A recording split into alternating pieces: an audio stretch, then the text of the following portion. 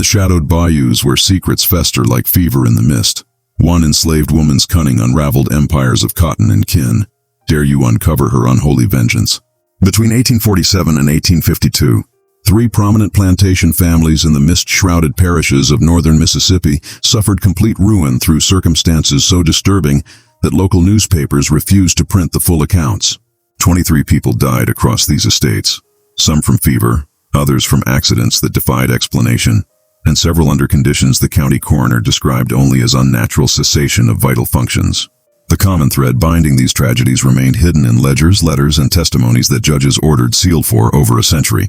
At the center of every catastrophe stood one woman whose name appeared in ownership papers, household inventories, and eventually criminal proceedings, yet whose true story was deliberately obscured by families desperate to protect their reputations and a legal system unwilling to confront what her existence revealed about the foundations of Southern society. Before we continue with the story of Elara, a woman whose intelligence and determination would expose the darkest contradictions of Antebellum, Mississippi, I want to invite you to join our community of truth seekers. Subscribe to Forgotten Liturgy and hit that notification bell so you never miss these hidden chapters of American history. And please leave a comment telling us what state or city you're listening from. We love knowing where our audience connects with these forgotten stories. Now let's discover what really happened in those plantation houses along the river. What began as a routine estate transaction in the spring of 1847 would set in motion a sequence of events that 3 families tried desperately to stop, even as they found themselves powerless against forces they themselves had created. Claiborne County in northern Mississippi had prospered through the 1840s on cotton cultivation, with the Mississippi River providing convenient transport to markets in New Orleans. 3 families dominated the social landscape of the county's eastern townships. The Beaumont family owned Willowmere, a 2,400-acre plantation worked by 87 enslaved people. Elias Beaumont had arrived from South Carolina in 1838 with family money and connections to the state legislature. His wife Abigail came from Virginia with pretensions to aristocracy. Their household included 3 children, 2 sons at university, and a daughter Beatrice 19 years old, and attracting attention from neighboring Plantations. 5 Me Up River, Josiah Caldwell maintained Rivermont, a slightly smaller but more modern establishment. He was 43, served as county magistrate, and had political ambitions that required careful management of his reputation. His wife Eleanor was 10 years younger, and they had 4 children. The 3rd family, the Langford household at Briarwood, operated with less pretense, but greater efficiency. Nathan Langford, a widower of 51, ran his 1,800 acres with meticulous attention to profit margins.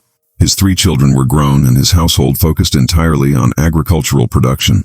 In April 1847, Elias Beaumont traveled to Mobile and stopped at an estate sale. Among the items being liquidated were 37 enslaved people. One caught his attention. A woman listed as Elara, approximately 24 years old, described as house-trained, literate, accomplished in needlework and music, fluent in French and English. The listing noted her sale was by special decree and included an unusual stipulation that the purchaser must take her at least 100 miles from Mobile. The price was remarkably low, $400 when skilled house servants typically commanded $200 or more. Beaumont's interest was practical. His wife needed someone capable of training their daughter in social accomplishments. A French-speaking educated servant would address that need while serving as a status symbol. The low price and distance requirement suggested complications, but the auction agent assured him it was merely an estate technicality. Beaumont purchased Elara and arranged transport to Claiborne County. When she arrived at Willowmere 3 weeks later, Abigail expressed satisfaction. Elara was tall, light brown skin and carried herself with unusual composure. She spoke with appropriate deference and demonstrated immediate competence. Abigail assigned her to work with Beatrice, teaching French conversation and needlework refinement. For 6 weeks, everything proceeded smoothly. Elara proved exactly as advertised, quiet, efficient, remarkably skilled at managing household dynamics. But by June, changes appeared. Beatrice Beaumont began spending excessive time with Elara, often whispering and falling silent when others approached. The household atmosphere shifted subtly. Conversations became stilted. Servants seemed tense. What no one knew was that Elara had begun asking careful questions about cotton prices, which planters paid debts promptly, which families had marriageable daughters, which sons gambled or drank. Each question seemed innocent in isolation, but Elara was assembling a detailed map of power relationships in Claiborne County. She observed that Elias kept a ledger of substantial gambling debts in his study, that he had begun borrowing against future crops at unfavorable rates. She recognized that Abigail's refined manner concealed financial anxiety. Most significantly, she saw that young Beatrice possessed a romantic temperament and sheltered understanding of the world, vulnerabilities that could be cultivated. By July, elara had become indispensable. Abigail relied on her for social obligations. Elias appreciated her organizational efficiency. Beatrice considered her a confidant. The other servants had accepted her presence. On July 14, 1847, Elias sat in his study reviewing accounts, showing his financial situation deteriorating faster than he'd admitted to anyone. Elara entered to bring coffee, and as she turned to leave, she paused. "Sir, if I may be so bold, I overheard you mention the Caldwell family at dinner. I served in a household in Mobile that had business dealings with Mr. Caldwell's brother. There are matters concerning that family's finances that you might find valuable to know." Elias looked up sharply, then gestured to the chair across from his desk. Elara sat and began speaking about Caldwell's business affairs, specific details about failed speculations, concealed debts, partnerships with questionable men. She presented these facts without emotion, like reciting inventory. Elias should have questioned how a house servant possessed such intelligence. He didn't. The information was too valuable, his desperation too acute. Over the next hour, her answers were consistently specific and verifiable. By the time she left, Elias had decided to use Elara's information to force Caldwell into a business arrangement that would solve his financial crisis. What he didn't understand was that he had just made himself dependent on a woman who had spent 8 years methodically destroying the 3 families who owned her before the Beaumonts, and who had been sold with a distance requirement because authorities in Mobile finally recognized the pattern but lacked legal grounds to do anything except force her removal. The storm that broke over Willowmere that night split the oak tree near the main house down the center. July 14, 1847, marked the beginning of a sequence of tragedies that would eventually require intervention by the state legislature and create legal precedents concerning the prosecution of enslaved people for crimes that existing law could barely conceptualize. Elias Beaumont initiated his plan with confidence born of desperation. On July 22nd, he called upon Caldwell under pretense of discussing equipment investments. After formalities, Beaumont mentioned disturbing rumors about land speculations Caldwell had undertaken in 1845, including specific details that made clear his knowledge was precise. Caldwell's hands tightened on his chair. The information was accurate, and concerned matters he'd assured everyone had concluded without loss. If word spread that he'd acted dishonorably, his magistrate position would become untenable. Beaumont proposed a cotton factoring partnership with terms that would be mutually protective of both our interests and reputations. It was extortion dressed as commerce. Caldwell understood immediately. After 30 minutes maintaining friendly pretense, they reached agreement. Caldwell would invest $3,000 solving Beaumont's debt crisis, and Beaumont would advocate for Caldwell's political aspirations. Beaumont left convinced he'd secured his family's future. He didn't question how Elara obtained the information. Elara received news of his success with quiet satisfaction, not mentioning that the intelligence came from entirely different sources. Months of careful listening among enslaved people who moved between plantations carrying news white families never imagined reached beyond their households. The other servants noticed Elara's elevated position. The cook, Hetty, watched with unease.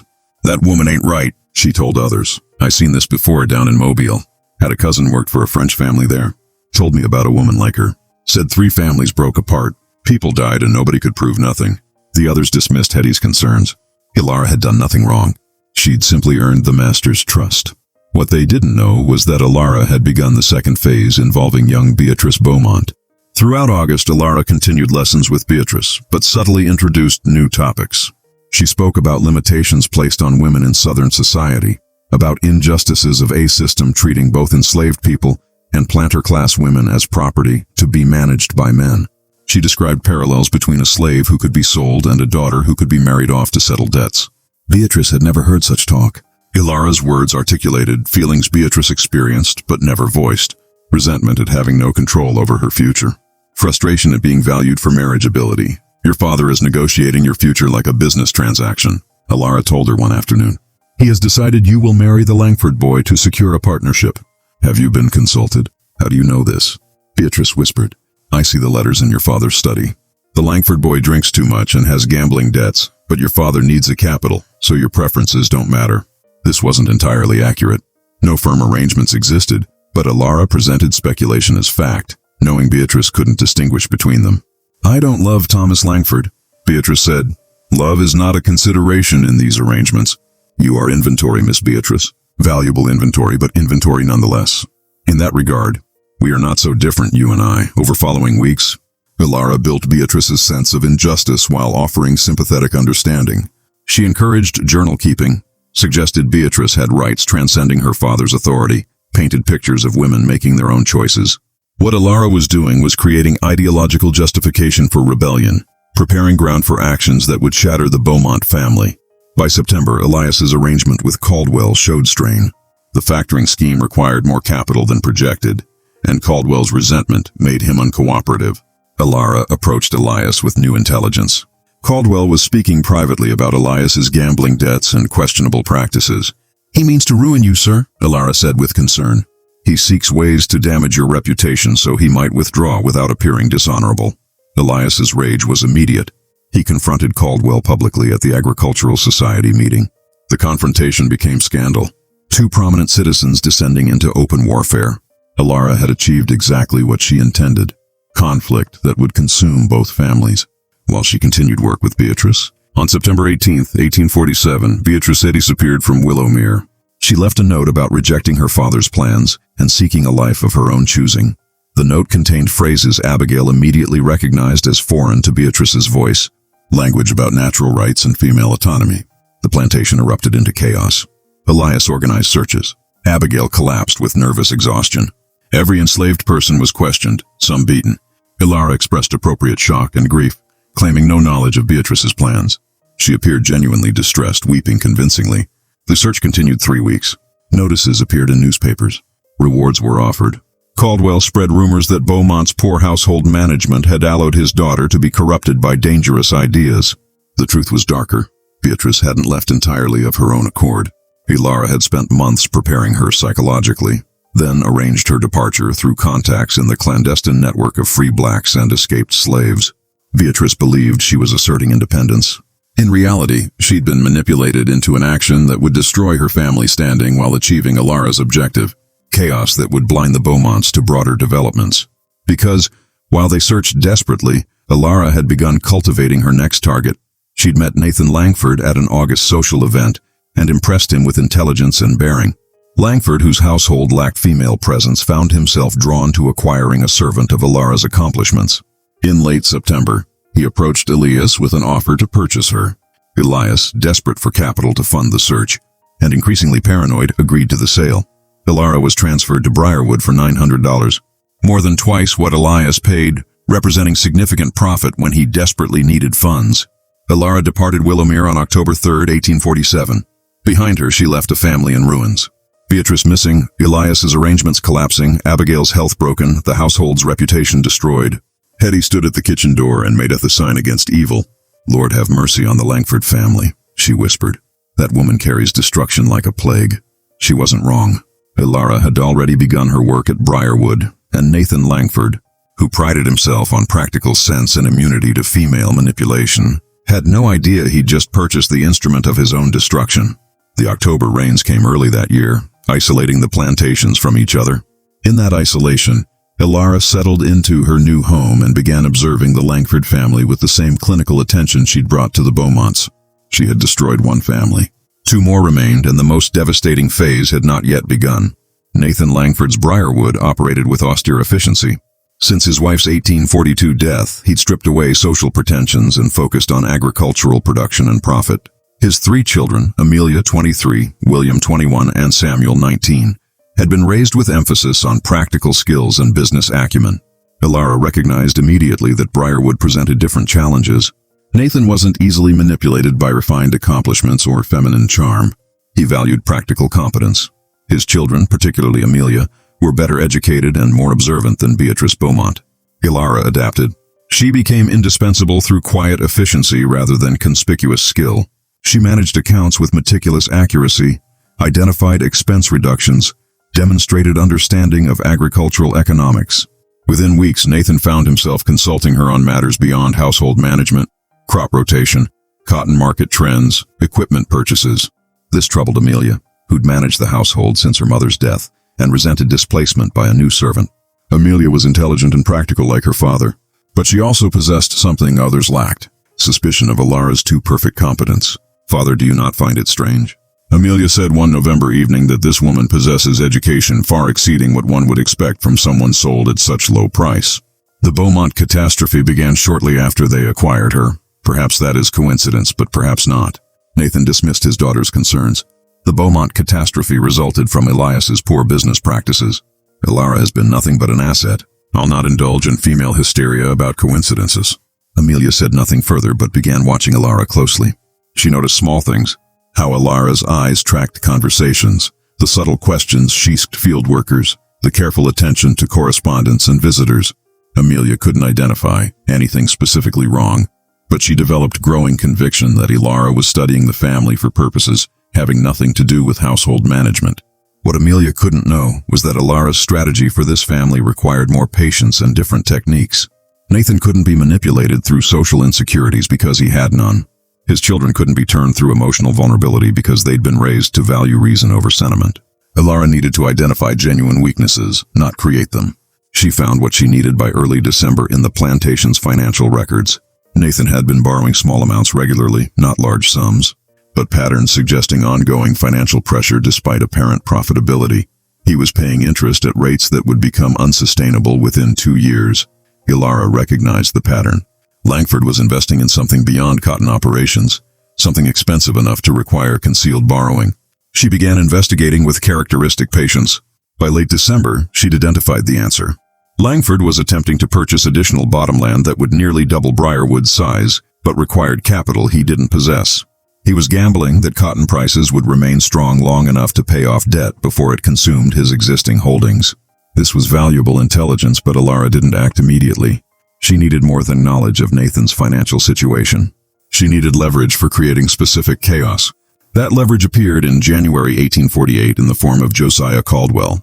Beaumont's business collapse had left Caldwell exposed to his own creditors. The coerced partnership had failed spectacularly, and Caldwell needed new capital. He knew Nathan Langford was the most financially stable planter in the county, and in mid-January he approached with a factoring partnership proposal. Elara was present when Caldwell visited, serving refreshments and appearing inattentive, but she listened carefully, and what she heard gave her exactly what she needed. Caldwell was desperate enough to offer extremely favorable terms, and Langford was considering it because it would provide capital flow for his land purchase, without revealing his overextension. After Caldwell departed, Elara found opportunity to speak privately with Nathan. She expressed concern about Caldwell's reputation. "Sir, I don't presume to involve myself, but when I served at Willowmere, I learned that Mr. Caldwell destroyed Mr. Beaumont through deliberate manipulation and false dealing. The partnership became a trap that ruined the Beaumont family." This was complete reversal of the story she'd told Elias 6 months earlier.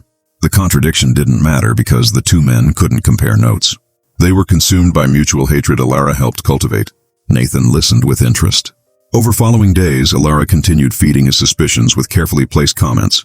She never pushed too hard, but steadily built a case that partnering with Caldwell would be dangerous. Nathan ultimately rejected Caldwell's proposal. Caldwell departed, convinced someone had poisoned Langford against him, and his suspicions naturally fell on the Beaumont family. Elara had now engineered three-way hostility between the county's most prominent families. But this was still preparation. The actual destruction she planned required one more element: exploitation of a secret none of them knew existed. The secret involved William Langford and a relationship he'd been concealing for over a year. William had formed attachment to Anna Pritchard, daughter of an Athens shopkeeper. Far beneath the social station Nathan expected for his son's match. William planned to present the situation as established fact after quietly marrying the girl. Elara learned of this through her network among enslaved people moving between town and countryside. By mid-February, she possessed complete intelligence, meeting times, letter contents, plans for a March wedding. On February 19th, Elara arranged for Nathan to discover son's secret in the most damaging way. She ensured a letter from Anna to William was delivered when Nathan was present, and William was not. She made certain Nathan saw the letter, not through obvious action, but through creating circumstances making discovery seem accidental. Nathan's rage was immediate and comprehensive. That evening, when William returned, he confronted his father's fury. The argument was devastating. Nathan demanded William end the relationship. William revealed he'd already married Anna 2 weeks earlier. The girl was pregnant. The marriage was legal fact. Nathan responded by disinheriting his son and ordering him to leave immediately. William departed that night, expelled from his family and stripped of expected inheritance. Amelia and Samuel tried mediating, but their father was implacable. Elara watched these events with satisfaction. The Langford family was now fractured. Nathan's reputation for practical wisdom was damaged. The family's internal unity, its greatest strength, had been shattered. But Elara wasn't finished. The Langford family's destruction required external pressure, exploiting the fractures she'd created. That pressure arrived in March 1848. A man named Josiah Fletcher appeared, claiming to represent New Orleans creditors, holding notes on Langford's concealed borrowing. Fletcher demanded immediate payment of $8,000, exceeding Langford's liquid assets and requiring him to either sell land or reveal to his children he'd mortgaged their inheritance.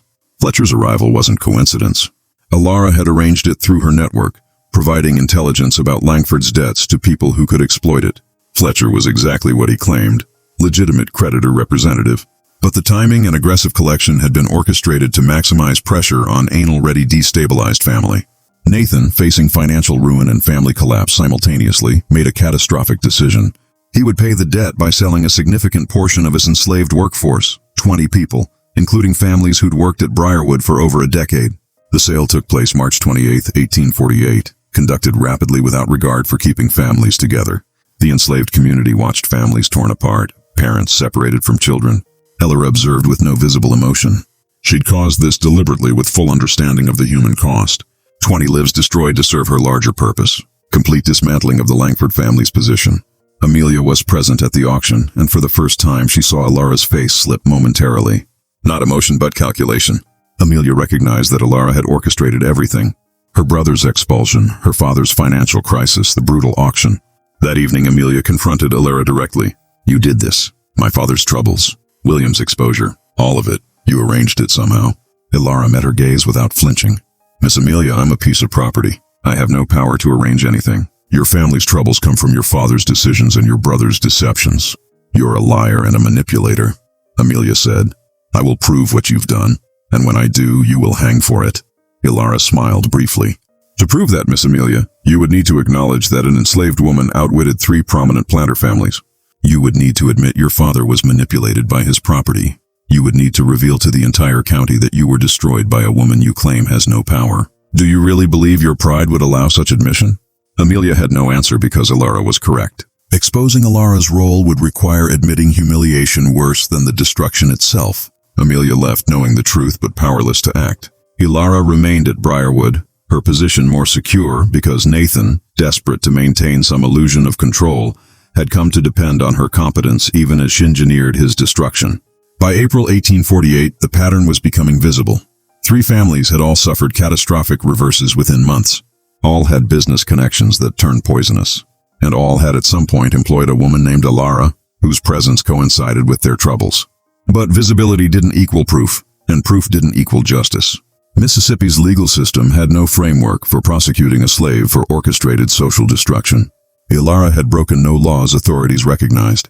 She'd killed no one, stolen nothing, committed no physical violence. The devastation in her wake was caused by white men's decisions.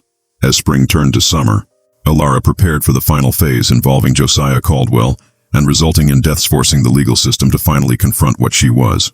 But that confrontation would come too late to save the families she'd destroyed. Josiah Caldwell's situation by mid-1848 had deteriorated to desperation. The collapsed Beaumont partnership, followed by Langford's rejection, left him financially exposed. Rivermont was barely operational. He needed capital quickly before whispers became common knowledge, completing his ruin. In June, Edmund Fairbanks, a cotton factor from Mobile, expressed interest in forming partnerships with local planters. Caldwell saw salvation. Fairbanks had capital and European market connections. A partnership would solve his crisis and potentially restore his reputation. Negotiations proceeded well, and by early July, they'd reached preliminary agreement. During Fairbanks's visit, Caldwell mentioned needing capable household management. Fairbanks suggested his factor's office might help locate suitable servants. As they discussed this, Langford's name came up. "Langford is an unusual servant," Caldwell said. "A woman named Elara, highly educated and competent. She's said to have almost supernatural abilities in household management and business affairs." Fairbanks expressed interest, and Caldwell arranged a visit to Briarwood. When they arrived, Elara was summoned. She performed exactly as expected, answering questions about cotton markets with sophisticated understanding, displaying fluency in French and impressive mathematical skills. What happened next took place in a private conversation between Fairbanks and Elara with no witnesses. According to Fairbanks's later testimony, Elara requested a few minutes on a delicate business matter. She revealed details about Caldwell's financial situation far beyond what he'd disclosed: the full extent of debts, weakness of collateral, and information suggesting he'd systematically defrauded previous partners. She spoke like a lawyer presenting a case. Fairbanks later told investigators she had specific facts, dates, amounts. She told me Caldwell was trying to trap me in a partnership, making me responsible for his debts while he extracted my capital. She said she was telling me this because she recognized I was an honest businessman being deceived. Fairbanks, shaken, demanded Caldwell provide documentation refuting Elara's claims. Caldwell couldn't because the claims, while exaggerated, were rooted in enough truth that complete refutation was impossible. The partnership collapsed immediately. Word soon spread that Josiah Caldwell was a man to avoid. Caldwell's rage when he learned Elara sabotaged his last chance was volcanic. He confronted Langford, demanding the woman be punished. Langford, who had his own reasons to be wary, but couldn't admit being manipulated by his property, defended her actions. The argument became public spectacle. Both men said things that couldn't be unsaid. By the time they separated, any cooperation possibility was permanently destroyed. Elara had now orchestrated complete hostility between three powerful families. But she'd also drawn direct attention to herself as an actor, rather than peripheral presence. Amelia Langford's suspicions were now shared by others. Caldwell began making inquiries about Elara's history, tracing her previous ownership back to Mobile. What he discovered was disturbing.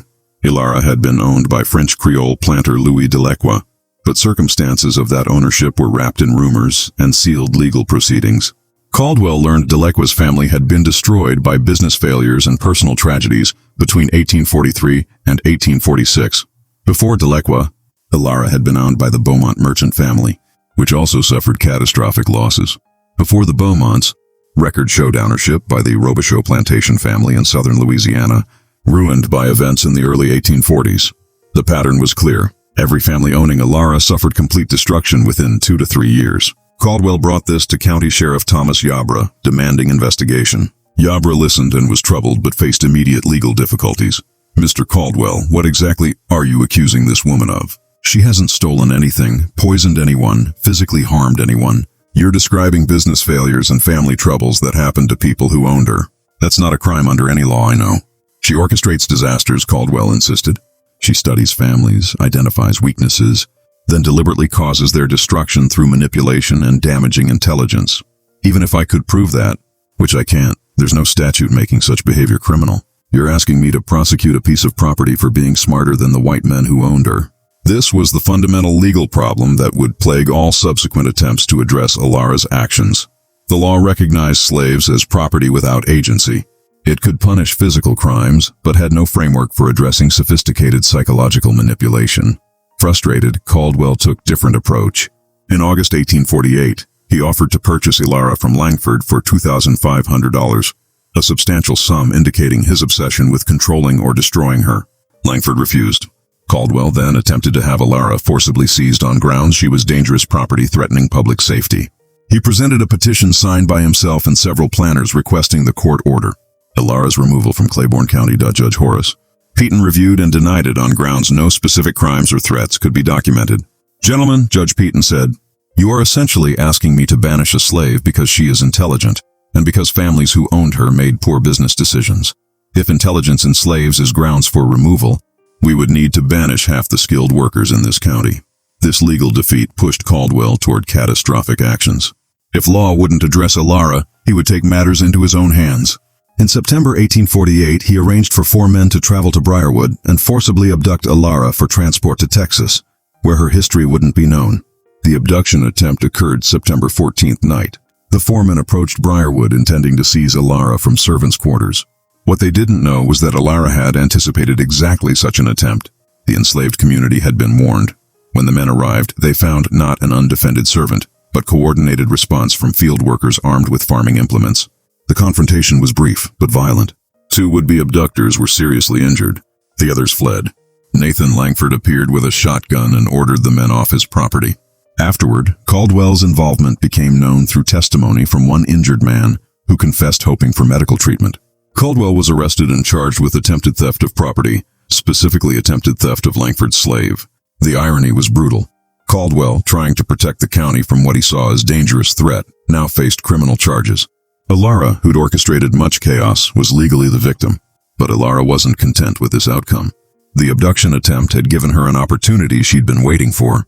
Because what no one understood yet was that Elara had deliberately provoked Caldwell into attempting the abduction, had ensured it would fail, leaving him criminally exposed, and had positioned herself to complete the destruction of all three families in a final sequence beginning in October 1848.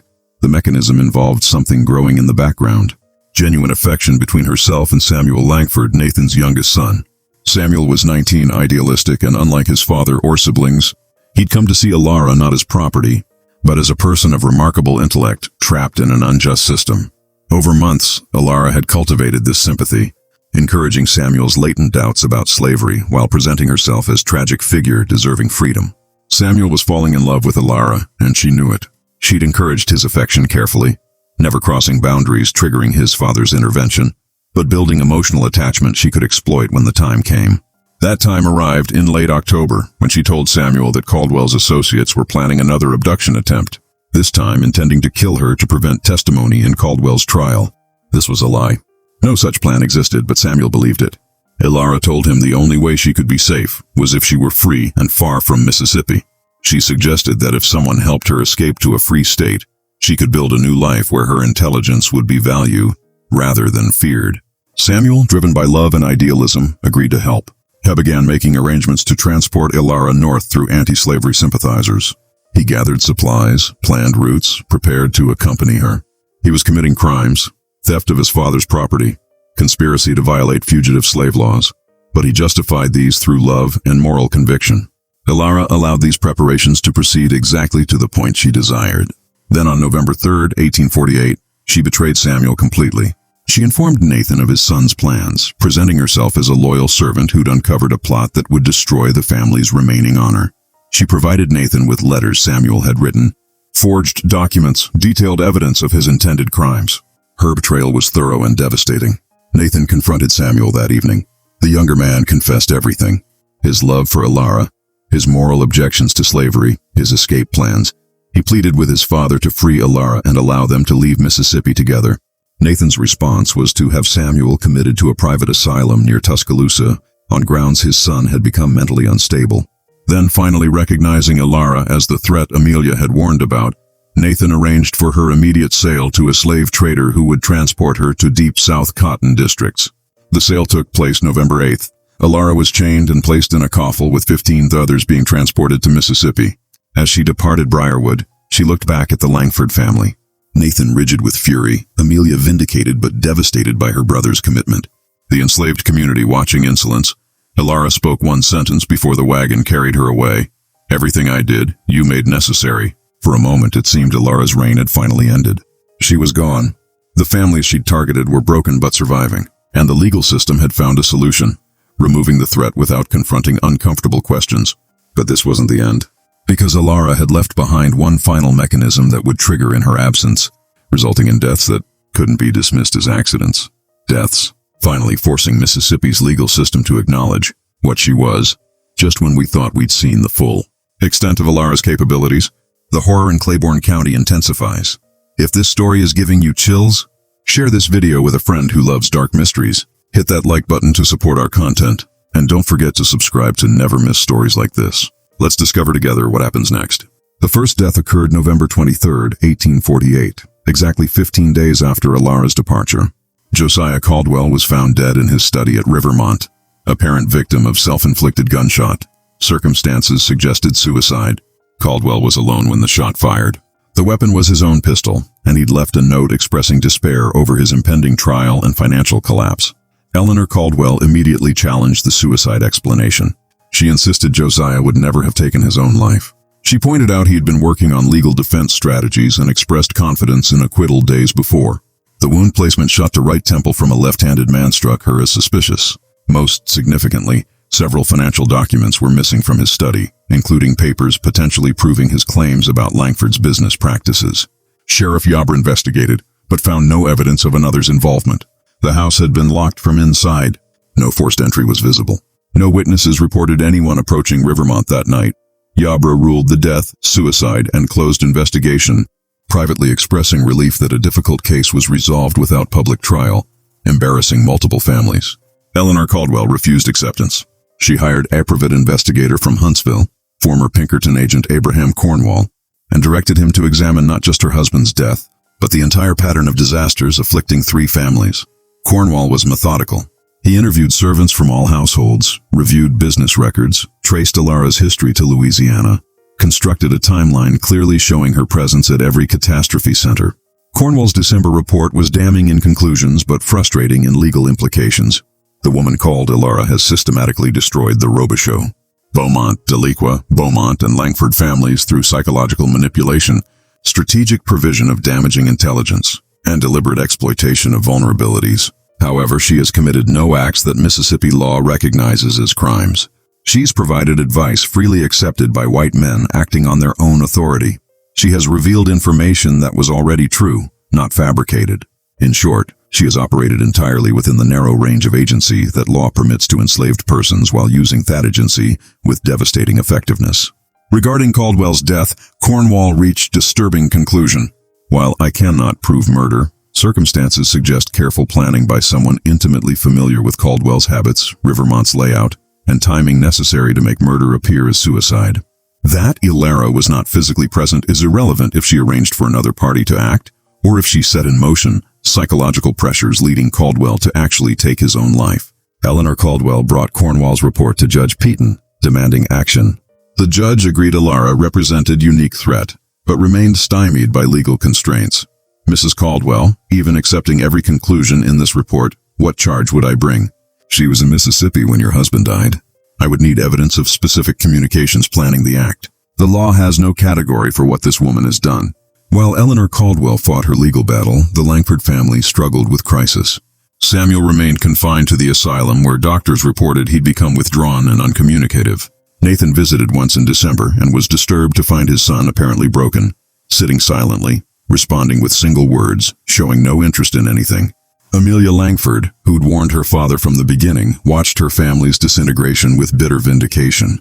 She joined forces with Eleanor Caldwell in petitioning the state legislature to create new statutes addressing crimes of psychological manipulation by enslaved persons. The petition gained some support, but encountered significant opposition from planners recognizing dangerous implications. If law acknowledged enslaved people could commit crimes through intelligence rather than physical action, it implicitly acknowledged their agency and rationality, qualities the entire slavery system depended on denying. This debate was ongoing when the second death occurred. On January 17, 1849, Nathan Langford was found dead in the cotton gin house at Briarwood. The machinery had apparently activated while he was inside conducting maintenance, crushing him. The death was ruled accidental, but Amelia Langford knew immediately this was murder. Her father had been careful around machinery his entire life.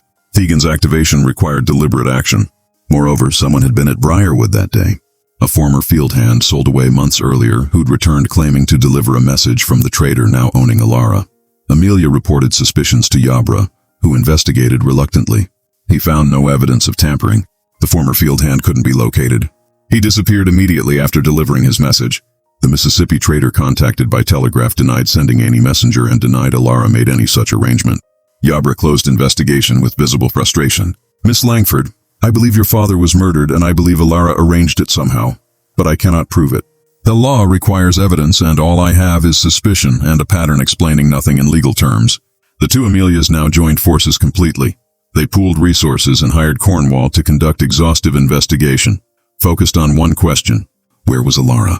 What was she doing? And could they find evidence definitively connecting her to murders? Cornwall traveled to Mississippi in February 1849 and located the plantation where Elara had supposedly been taken. What he discovered was disturbing. Elara had been at that plantation exactly 8 days, then was sold again to a trader heading to Arkansas. Cornwall tracked her through 3 more transactions over 4 months, always arriving weeks after she'd departed. Finally, in March 1849, Cornwall found her. She was now property of a planter in eastern Texas named Henry Dalton.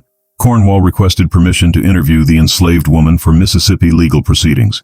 Dalton, intrigued, agreed. Cornwall's interview with Elara lasted 2 hours and was one of the most unsettling experiences of his career. She answered every question, he wrote. She provided detailed accounts of her time with each family. She explained her methods with clinical precision, how she studied each household, identified vulnerabilities, provided information calculated to create conflict, and positioned herself to maximize chaos while maintaining plausible deniability. She described psychological techniques for manipulating individuals, intelligence networks among enslaved people who moved between plantations, and long-term strategies ensuring each family's complete destruction. When I asked why she did these things, she said, "Because I could. Because they thought themselves superior in every way, but I was smarter than all of them. Because they bought and sold human beings while considering themselves civilized. And I wanted them to understand what it felt like to be destroyed by someone they considered beneath notice. Because slavery makes us enemies. And in that war, I chose to fight with the only weapons available to me." I asked if she arranged the deaths. She smiled and said, "Mr. Cornwall, I was hundreds of miles away when both men died. I sent no messages, gave no instructions, took no actions that could be considered criminal. If those men died, perhaps it was through consequences of their own actions, or perhaps the people they enslaved found their own reasons to seek justice. You cannot prove I did anything because under your law, I can do nothing. I am property. Property has no agency. Property cannot commit crimes. Your legal system created this situation, and now you must live with it." Cornwall asked Dalton to place Elara under guard while he returned to Mississippi. Dalton refused, pointing out no charges had been filed, and Elara was his legally purchased property. Cornwall returned to Mississippi in April 1849 with his report, but no prisoner. He presented findings to Judge Peaton and a special legislative committee. The legislators listened with growing alarm. The committee debated 3 days about response. Some argued for new legislation creating crimes of seditious manipulation. Others objected such laws would be impossible to enforce and create dangerous precedents acknowledging slave agency. A few recognized the profound irony. The legal system had created a category of people defined as property without rationality, and now faced crisis because one demonstrated superior rationality while remaining legally powerless. The debate was unresolved when the third death occurred. On May 2, 1849, Samuel Langford was found dead in his asylum room. He had apparently hanged himself using bed linens. Doctors reported his mental state had deteriorated severely, and suicide had been a concern, though not considered imminent. Amelia Langford received this news in a state beyond grief. Her father was dead. Her brother William was estranged and living in poverty, and now Samuel had taken his own life.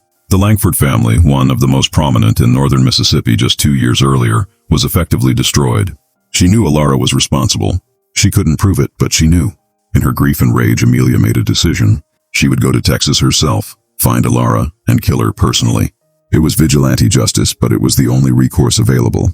Amelia departed for Texas on May 15, 1849, carrying a loaded pistol and determination to end Elara's reign, even if it meant sacrificing her own life and freedom. What she didn't know was that Elara was no longer in Texas. She'd been sold again 2 weeks earlier to a planter in Louisiana, and the new owner was connected through relationships. None of the Mississippi families could trace to the original French Creole family in Mobile that had owned Elara before she began her methodical destruction of southern planter families.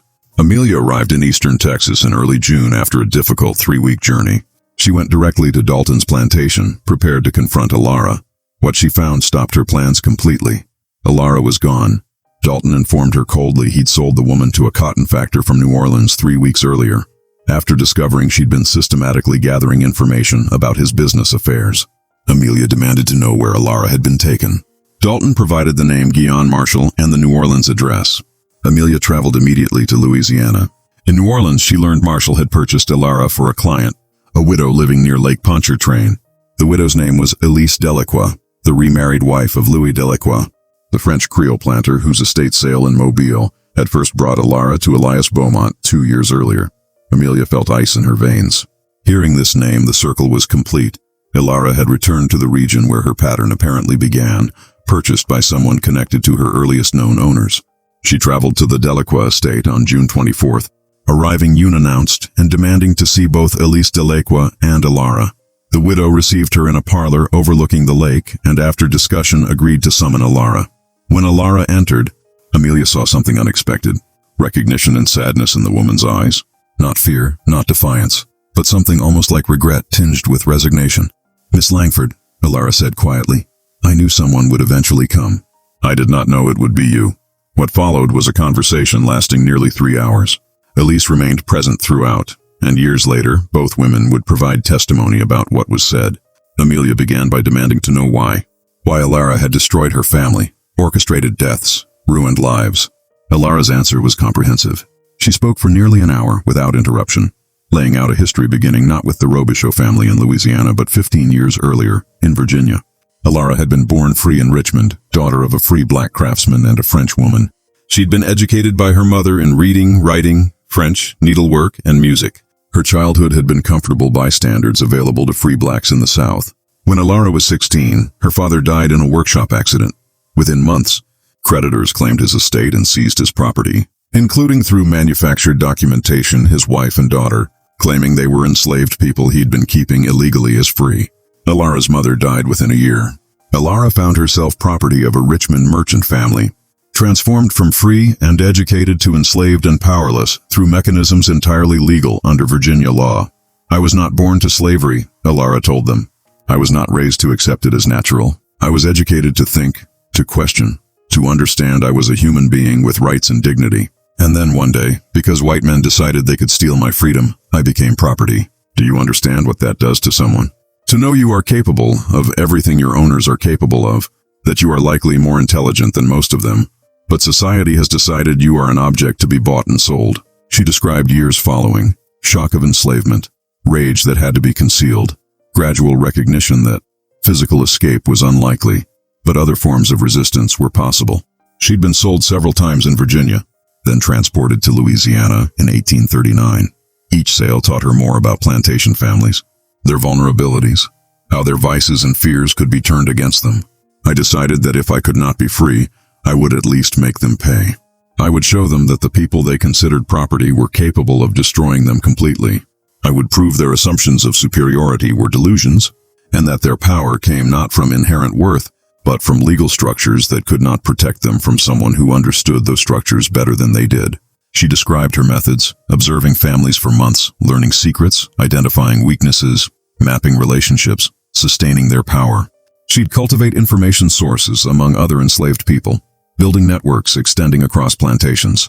She'd position herself as indispensable through genuine competence, ensuring owners came to trust her.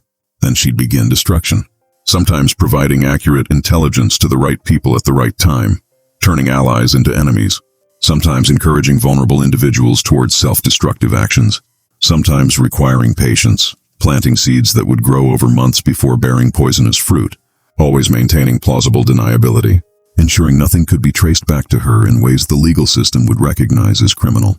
The beauty of it, Elara said with something like pride, was that I never had to lie. Everything I told each family was true. I simply chose which truths to reveal and when. Elias Beaumont's gambling debts were real. Josiah Caldwell's business betrayals were real. Nathan Langford's financial overextension was real. I did not create their weaknesses. I simply exploited them with strategic precision. Amelia interrupted, voice shaking. And the deaths? My father, Josiah Caldwell, my brother Samuel, were those also just strategic exploitation? Elara was silent before answering. Your father's death was not my direct action, but it was my design. I arranged for information to reach certain people who had their own reasons to want him dead, debts he had not paid, promises he had broken. I ensured his movements were predictable and the gin house would be unguarded at a particular time. Someone acted on that information. I do not know who. Caldwell was similar. I never instructed anyone to kill him, but I ensured his despair was complete, that he saw no path forward, and that certain individuals knew he possessed documents threatening them. Whether he killed himself or was killed by another, his outcome was what I intended. Your brother, Elara's voice softened. Samuel was different. I did not intend his death. I broke him emotionally to protect myself from his foolish rescue attempt, but I did not mean for him to die. That was regrettable. The word regrettable sent Amelia into fury. She pulled the pistol from her traveling bag, aiming it at Elara, demanding Elise leave the room so justice could be done. Neither woman moved. Elara looked at Amelia with steady eyes. You will not shoot me, Miss Langford, because if you do, you will never know the rest of the story, and you will never understand why Madame Delacroix purchased me specifically to hear my confession. Amelia kept the pistol trained but demanded explanation. Elise provided it. My first husband, Louis Delacroix, was destroyed by this woman's actions between 1843 and 1846, Elise said quietly. His business failed, his health collapsed, and he died believing himself cursed. When I learned she was being sold through New Orleans, I arranged to purchase her through my factor. I brought her here not to continue exploiting her labor, but to hear the full account of her actions. She has spent the past 3 weeks writing a confession, not a legal confession, but complete documentation of her methods, her philosophy, and her justification. Elise crossed to a desk and retrieved thick papers, perhaps 80 pages covered in neat handwriting. This document is extraordinary, Miss Langford. It is a meticulous account of how an enslaved woman systematically destroyed 6 prominent Southern families over a decade. It is also a devastating critique of slavery from someone who experienced both freedom and bondage, who possesses education equal to any scholar, and wows those gifts to wage war against the system that enslaved her. Amelia lowered her pistol slightly. Why would you want such a document? Because I needed to understand, Elise said. My husband was not cruel by our society's standards, yet this woman destroyed him. I needed to know whether he deserved it, whether there was moral logic to her revenge, or whether she was simply a destroyer who enjoyed causing pain. And what did you conclude? Elise looked at Elara.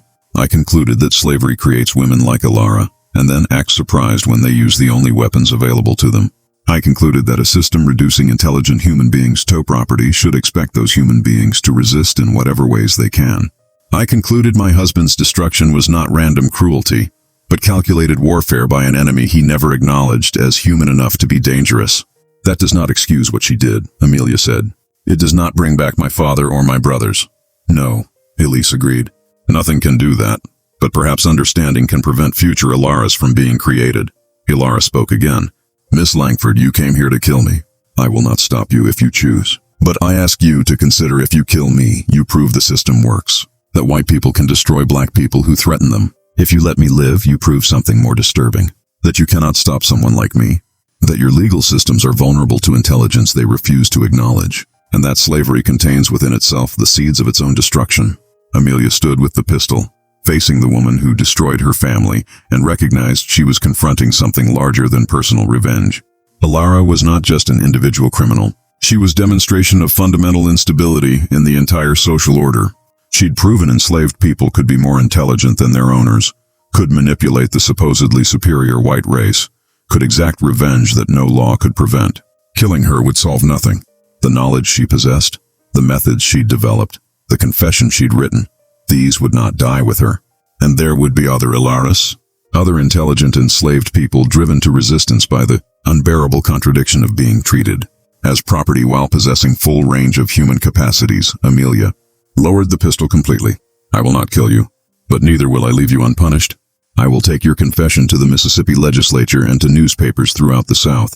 I will make certain every slaveholder in America knows what you have done and how you did it. Elara met her gaze steadily. That is your right, Miss Langford. But consider if you publicize my methods, you also publicize my humanity, my intelligence, and my moral critique of the system that enslaved me. You prove we are not the childlike innocents or savage brutes your society claims. You demonstrate we are fully human, capable of sophisticated thought and strategic action. That proof may be more dangerous to slavery than any violence I could commit. The confrontation ended there. Amelia took custody of Elara's confession. Elara remained at the Delequa estate, her future uncertain. Amelia returned to Mississippi with the confession and began the process of bringing it to official attention. The Mississippi legislature created new statutes in 1850 addressing crimes by enslaved people involving psychological manipulation. But these laws were vague, difficult to enforce, and ultimately ineffective. They acknowledged the problem Elara represented without solving it, because the fundamental contradiction remained. Admitting enslaved people could commit sophisticated crimes required acknowledging their intelligence and agency, which undermined slavery's entire ideological foundation. Elara herself disappeared from historical records after 1850. Whether she remained with Elise, was sold again, escaped to freedom, or died, none can be determined from available documents. She vanished into the anonymity of the enslaved population, her specific fate unknown, but her impact lasting. For the families Elara destroyed, no legal resolution could repair the damage. Elias Beaumont never recovered from his collapse and died in 1853. Beatrice was eventually located in Ohio in 1851, living under an assumed name and refusing to return to Mississippi. Eleanor Caldwell remarried in 1852 and attempted to rebuild her life far from Claiborne County. Amelia Langford never married. She devoted remaining years to managing what was left of the estate and to private obsession with documenting what Elara had done. In 1867, after the war ended slavery, Amelia wrote in her journal, "I have spent 18 years trying to comprehend that woman. I understand her methods now and her motivation. What I cannot reconcile is that I find myself almost admiring her, even as I hate her for what she did to my family. She was an enemy of great intelligence and determination, and she won our war completely." Amelia died in 1871, leaving behind boxes of documents related to Elara's case. These papers were eventually donated to the Mississippi Department of Archives, where they remained, largely unstudied until the 1960s. The confession itself was briefly accessible to researchers in the 1970s, before being restricted again. Scholars who examined it described it as one of the most sophisticated first-person accounts of slave resistance ever written. One passage from Elara's confession appears repeatedly in historical works.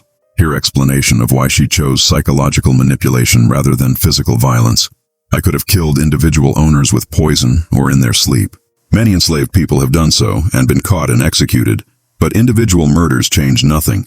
They are replaced by new owners and the system continues.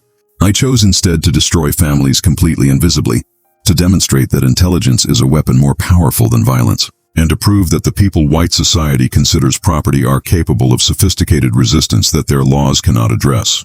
I wanted them to fear our minds more than our hands because they can chain hands but they cannot chain thought. This mystery shows us that intelligence and determination can be weapons as powerful as any violence. But it also reveals the terrible human cost of systems that deny people their basic humanity. What do you think of this story?